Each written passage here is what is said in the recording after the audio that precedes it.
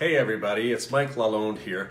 I just wanted to take this opportunity to share with you guys a couple of thoughts that I've had on being a veteran and mental illness and the connection between the two. As many of you know, I gave a speech a couple of weeks ago on Parliament Hill about veterans, and following that speech, I received a lot of feedback from veterans across the country, quite a bit in fact. I wasn't prepared for that type of response.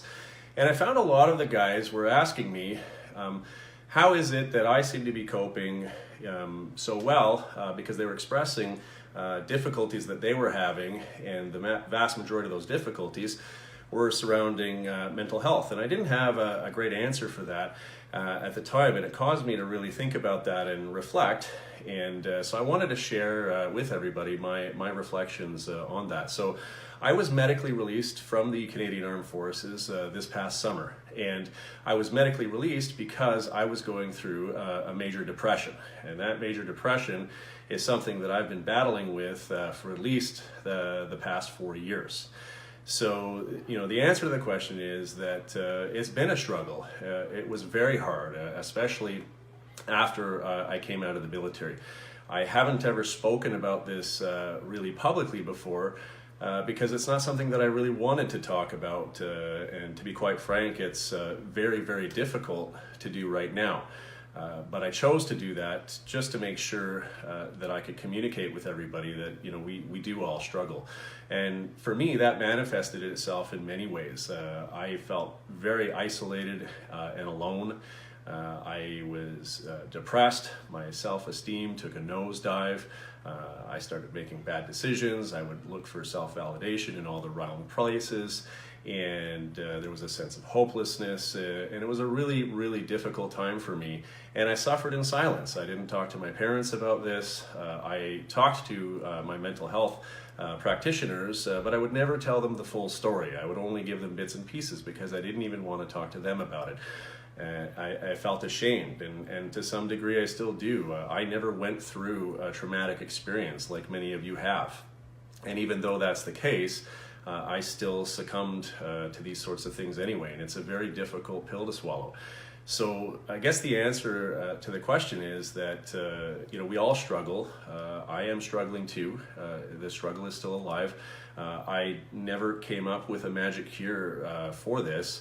What happened instead is that I ended up getting involved in something that I feel very passionate about. So I got involved in politics. And all of a sudden I was surrounded by some really good people that I became close friends with, and it kept me engaged and gave me some sense of purpose. And I find for me, that's what really turned everything around. I started going to a church group too. They've been a huge help.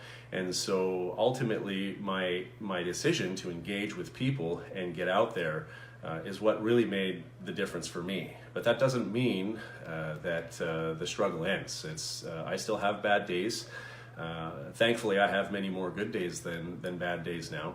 But the struggle is real, and so I wanted to share all of that with you so that you knew that there isn't necessarily a perfect, easy way out of this. But I wanted to communicate the message, which is don't make the same mistake that I had made over the past number of years, which is to suffer in silence. You can't do that. It won't help. You really, really have to get out there and talk to people. And believe it or not, when you do start talking to people, they'll respond positively to you. And there really is nothing to be ashamed about. So I know how difficult it is. It's very, very difficult for me to share this with you right now. But I wanted to do that anyways so that people understood. So I hope that if you are a veteran and you're struggling with something, that you'll take my small advice there and don't suffer in silence anymore. And for those of you that are not veterans, if you know someone, feel free to reach out to them. Don't always count on them to reach out to you. Sometimes, as much as you might not realize, just talking about it can be the scariest thing imaginable. So thank you guys for your time. Thank you guys for listening. And I hope that my thoughts will be of some help to some of you. Thank you very much.